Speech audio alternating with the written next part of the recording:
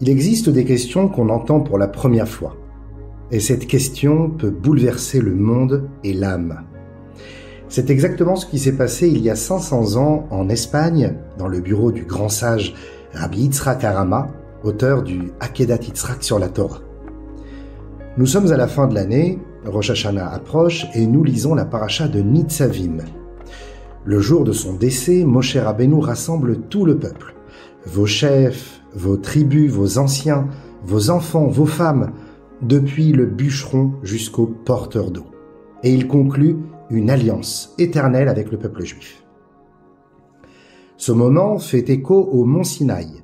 Tout le peuple est là et Moshe engage le peuple à rester fidèle aux mitzvot pour toujours. Mais Moshe ajoute 6 mots qui changent tout. Ceux qui se tiennent aujourd'hui devant Hachem notre Dieu et ceux qui ne sont pas là avec nous aujourd'hui. Rashi explique qu'il s'agit aussi des générations futures. Cela veut dire que l'alliance n'a pas seulement concerné ceux qui étaient là à ce moment-là, mais tous les juifs de toutes les générations jusqu'à nous aujourd'hui.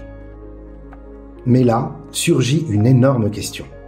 Comment peut-on obliger quelqu'un qui n'est pas encore né à signer une alliance ? En halakha, c'est bien connu, on ne peut pas vendre un fruit qui n'a pas encore poussé, ni engager quelqu'un qui n'existe pas encore. Et même si c'est un honneur d'être juif, c'est aussi une vie pleine de devoirs et de contraintes. Alors comment peut-on m'obliger, moi, à une alliance que je n'ai pas signée ? Rabbi Yitzhak Harama tremble devant cette question.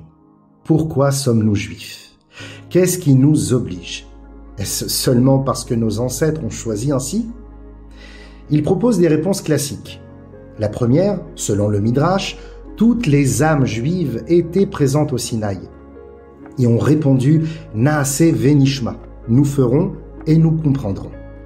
Une autre explication, le fils est la jambe de son père. Autrement dit, l'enfant continue naturellement le chemin de ses parents. Mais Rashi, le plus grand commentateur de la Torah, ne dit ni l'un ni l'autre. Il ne mentionne pas la présence de nos âmes au Sinaï, ni la transmission par le lien père-fils. Et cela soulève une autre question. Qu'en est-il des convertis ? Moshe parle aussi de l'étranger qui est dans ton camp. Eux, leurs âmes, n'étaient pas au Sinaï, et leurs parents n'étaient pas juifs. Alors pourquoi l'alliance les engage-t-elle ? Et la question va encore plus loin. Et les juifs d'aujourd'hui qui n'ont reçu aucune éducation juive, assimilés, issus de familles coupées du judaïsme depuis des générations. Pourquoi eux aussi sont-ils concernés par cette alliance ? Le rabbi répond dans le Likutei Sichot que la réponse est tellement simple que Rashi n'a même pas besoin de l'expliquer. Ce n'est pas nous qui avons fait l'alliance, c'est Hachem. C'est Hachem qui a choisi. Et pour lui, il n'y a ni passé, ni présent, ni futur. Toute l'histoire est devant lui, du début à la fin. Donc oui, nous étions là. Mais pas parce que nous étions déjà nés, mais parce qu'Hachem nous a vus, nous a choisis et nous a inclus dans cette chaîne éternelle. Être né juif, c'est la preuve vivante de cette élection divine. Pour visualiser cela, imaginez ce que faisait Rav Simcha Cohen Cook, le Rav de Rehovot, avec ses élèves, des adolescents. Il alignait 120 jeunes en file indienne et leur disait « Regardez autour de vous. Le premier, c'est Avraham Avinu. Le deuxième, Yitzhak. Le troisième, Yaakov. Puis viennent les tribus, l'esclavage en Égypte, Moshe Rabbeinu, l'entrée en Israël, les juges, les rois, le premier temple, le second, la Mishnah, le Talmud, les exils, les Aliyot en terre d'Israël. Et voilà, la chaîne arrive jusqu'à nous, ici, à Rehovot. » Et il ajoutait, « Cela semble lointain, mais depuis Abraham, il n'y eut que 120 générations. Vous êtes les maillons de cette chaîne, et c'est à vous de transmettre aux générations suivantes. » Eh bien, Hachem a fait pareil dans le désert. Il a lié toutes les générations ensemble jusqu'à aujourd'hui. Mais être juif, ce n'est pas seulement une question de choix, c'est une identité. Quand Hachem nous a choisis, il a placé en nous une neshama, une âme divine. Cette âme façonne notre caractère, nos désirs, notre manière de penser. On ne choisit pas d'être juif, tout comme on ne choisit pas de naître. C'est notre essence. Demandez au Baal Teshuvah. Beaucoup témoignent qu'ils n'ont jamais trouvé la paix intérieure tant qu'ils n'avaient pas retrouvé la Torah. Demandez aux Juifs sortis de l'Union soviétique. Après 3 générations de coupure totale, soudain ils se réveillent et reviennent à leur judaïsme. Qui les a appelés? C'est cette chaîne invisible, cette neshama qui ne les lâche pas. Petite histoire drôle, à Purim, des jeunes sont sortis dans un centre commercial à Los Angeles pour distribuer des Mishloach Manot. Un Afro-Américain les a arrêtés. « Donnez-moi-en un, s'il vous plaît. » Il lui demande « Vous êtes juif ?» Il répond « Oui. » Alors l'un d'eux, un peu éméché déjà par la mitzvah de Adeloyada, lui demande « Vous avez une Brit Mila ?» Et l'homme répond « Oui, bien sûr, mais je l'ai laissé à la maison. » Un juif ne peut pas laisser son alliance à la maison. Même si on essaie, l'alliance conclue par Moshe Rabbeinu nous poursuit. On le voit encore aujourd'hui. Après le 7 octobre, le monde entier a vu. Des juifs, parfois très éloignés, se sont soudain levés et ont crié « Personne ne nous arrachera à notre peuple ». C'est la chaîne qui tremble, qui vibre, et toutes les âmes ressentent ce mouvement.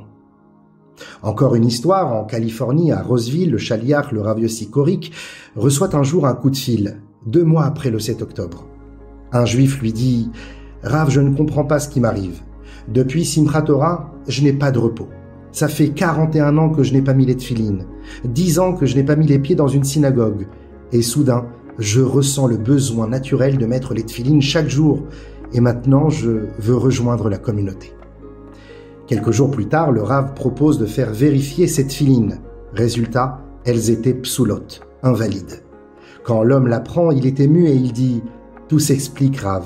Mon âme voulait des tefilines ksherot, et ces tefilines m'ont ramené à la Torah. » On n'a pas choisi d'être juif, mais Hachem a planté en nous une âme éternelle.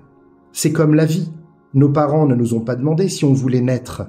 Pourtant, nous existons, et la vie nous engage à la vivre pleinement. De la même façon, être juif n'est pas une option, c'est notre être profond. Et même nos ennemis l'ont compris. Le 20 janvier 1942, en Allemagne, les nazis se réunissent pour planifier la solution finale. Ils listent tous les juifs d'Europe, pays par pays, et ils tombent sur un petit pays, l'Albanie, 200 juifs. Ils ne voulaient pas laisser échapper, même 200 juifs perdus dans les Balkans, même s'ils n'étaient peut-être pas religieux, peut-être pas conscients de leur judaïsme. Pourquoi? Parce qu'ils savaient que chaque juif est un maillon de cette chaîne éternelle. Le prophète Bilham l'avait déjà dit, « Il se couche comme un lion, Israël, et comme une lionne qui le réveillera. » Qu'est-ce que cela veut dire? Le rabbi explique qu'un lion, même quand il est couché, reste un lion. Tu peux l'apprivoiser, l'habituer à un cirque, mais à tout moment, il peut se lever et rugir. Le Shulchan Aruch nous dit que le lion est toujours considéré comme dangereux.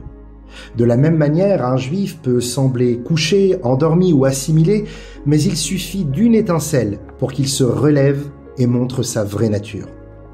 C'est l'histoire juive. On nous a cru morts tant de fois, en Égypte, à Purim, à l'époque grecque, mais à chaque fois, un petit groupe s'est levé et le peuple tout entier a rugi de nouveau. Encore une belle histoire de Russie. Le Rav Mendel Zaklas, le chaliar de Briansk, raconte qu'un jour, un juif riche de Moscou passe par sa ville et cherche un repas kasher. Le Rav n'a rien de prêt à lui offrir et l'emmène à la maternelle juive. On lui sert un repas improvisé. Du poisson salé, des pommes de terre à moitié cuites. Le riche sourit, mais avant de partir, il accepte de visiter le nouveau bâtiment de la synagogue, encore en construction. Quelques mois plus tard, c'est lui qui va financer toutes les fenêtres du bâtiment pour 25 000 $. Il expliquera que ce jour où il devait justement s'acheter une montre de luxe du même prix, il s'est dit « Est-ce que je vais vraiment me promener avec une montre brillante alors que des juifs à Briansk n'ont même pas de synagogue ?» Voilà ce que nous sommes, une chaîne indestructible. Et à Rosh Hashanah, nous nous présentons devant Hachem, Nitzavim, et nous disons « Nous sommes là, nous tenons toujours debout ». Alors, à la fin de cette année difficile, nous pouvons être fiers. Rien n'a pu briser notre chaîne. Bien au contraire, elle s'est renforcée. Et nous prions que cette année soit l'année de la Géoula, de la délivrance véritable et complète. Amen Ken Yehi Ratzon. Shana Tova Umetuka.